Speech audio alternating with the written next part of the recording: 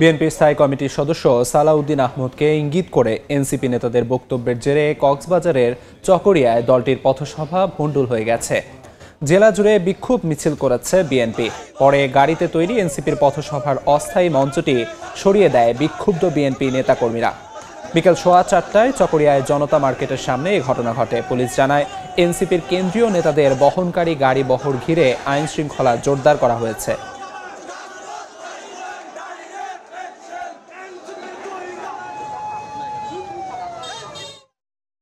তিনি বন্দী অবস্থায় ছিলেন, তিনি গুম ছিলেন।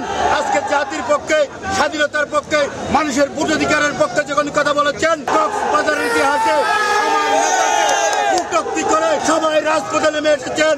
সালাউদ্দিন সাহেব একটি নাম, একটি ইতিহাস, যে ইতিহাস দিয়ে যদি কেউ কলঙ্কিত ইতিহাস রচিত করতে মানুষ সেটা মেনে নেবে না।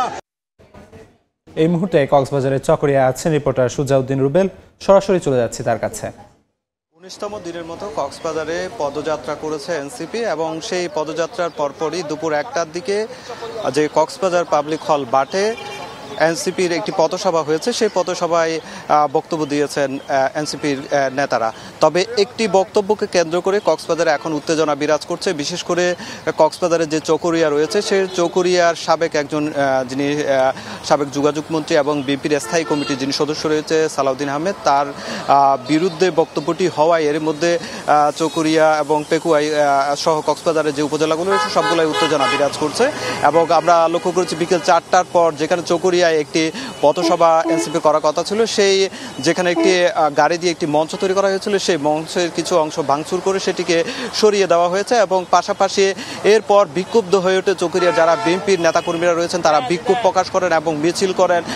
পাশাপাশি আমরা দেখেছি শুধু রাস্তার দুই পাশেই অবস্থান নিয়েছে, দুই পাশে অবস্থান নিয়ে তারা কিন্তু এখনো পর্যন্ত তারা এই যে মিছিল থেকে শুরু করে তারা যে কার্যক্রমগুলো হয়েছে সেই প্রতিবাদ জানিয়ে তারা আন্দোলন করছে। এক প্রকার তারা যেটি বলছে, যতক্ষণ পর্যন্ত এই বক্তব্যটি প্রত্যাহার করা না হবে ততক্ষণ পর্যন্ত তাদের যে আন্দোলন সেটি চলমান থাকবে। তবে আমরা যেটি লক্ষ্য করছি, যেহেতু এটি ঘটনা যে উত্তেজনা বিরাজ করেছে, সেই ক্ষেত্রে এখানকার আইন শৃঙ্খলা বাহিনী, যেখানে পুলিশ রয়েছে, অন্যান্য আইন শৃঙ্খলা বাহিনীর সদস্যরাও কঠোর অবস্থানে রয়েছে, যাতে কোনো ধরনের একটি উত্তেজনাকর পরিস্থিতি বা কোনো ধরনের খারাপ কোনো ধরনের কোনো অবস্থা সৃষ্টি না হয়।